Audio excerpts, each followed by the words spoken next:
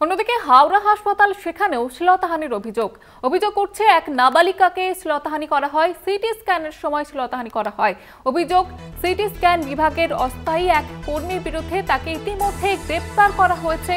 CT scan বিভাগের অস্থায়ী কর্মীকে, যেমনটা অভিযোগ উঠছে, সিটি স্ক্যানের সময় শ্লীলতাহানি করা হয় ওই নাবালিকাকে এবং তারপরে পুলিশের দ্বারস্থ হয় পরিবার এবং ইতিমধ্যেই ওই অস্থায়ী কর্মীকে কিন্তু গ্রেপ্তার করেছে পুলিশ। হাওড়া থেকে সরাসরি রয়েছে প্রতিনিধি জগন্নাথ সামন্ত। জগন্নাথ, কি অভিযোগ উঠছে ঠিক পরিবারের তরফ থেকে?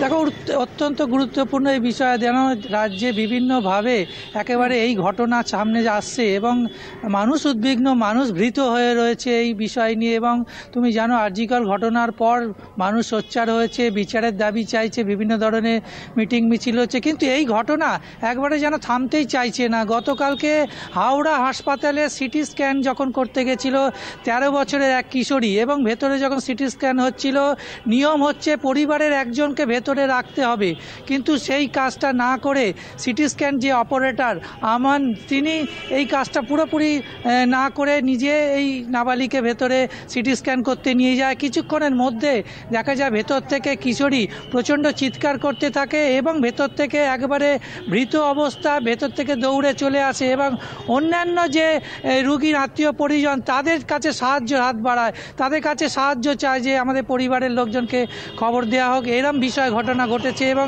যেভাবে এই অপারেটর একটা 13 বছরের নাবালিকা, অর্থাৎ 13 বছরের নাবালিকাকে শ্লীলতাহানির চেষ্টা করছিল এবং বিভিন্ন জায়গায় ব্যাড টাচ করছিল, সেই বিষয়টায় তিনি এই আত্মীয়জনদের বলেন, কিন্তু পরিবারের তরফ থেকে মা আত্মীয় স্বজনদের যখন হাসপাতালে ডাকে, ব্যাপক গণ্ডগোলের সৃষ্টি হয়। এই অপারেটরকে গণধোলাইও দেওয়া হয় এবং এই গণ্ডগোল থামতেই চাইছিল। হাওড়া থানার পুলিশ ঘটনাস্থলে গিয়ে ইতিমধ্যেই আমান রাজকে গ্রেপ্তার করে হাওড়া থানায় নিয়ে যাওয়া হয়েছে এবং পরিস্থিতি নিয়ন্ত্রণ করেছে হাওড়া থানার পুলিশ। কিন্তু ঘটনা তোমাকে বারবার যেটা বলছি যে একেবারে নারী সুরক্ষা, অর্থাৎ হাসপাতালে ঘটনা ঘটছে। এই যে সিটি স্ক্যান করতে গেছিল এবং যেটা নিয়ম অনুযায়ী কোনো মহিলা সিটি স্ক্যান করলে পরিবারের একজনকে সিটি স্ক্যানের ঘরে রাখতে হয়, সেটাও করেনি, নিয়ম মানেনি এবং এরকম একটা ঘটনা কাঁদতে আতঙ্কিত হয়ে এই কিশোরী তার পরিজনকে বলে এবং আশেপাশে যারা এই হসপিটালের যারা আরও অন্যান্য ব্যক্তিবর্গ ছিল তাদেরকে বলে। এই বিষয়ে এখনও পর্যন্ত গ্রেপ্তার করা হয়েছে, আজকে হাওড়া আদালতে তোলা হবে। তবে ঘটনা পূর্ণাঙ্গ তদন্ত হচ্ছে।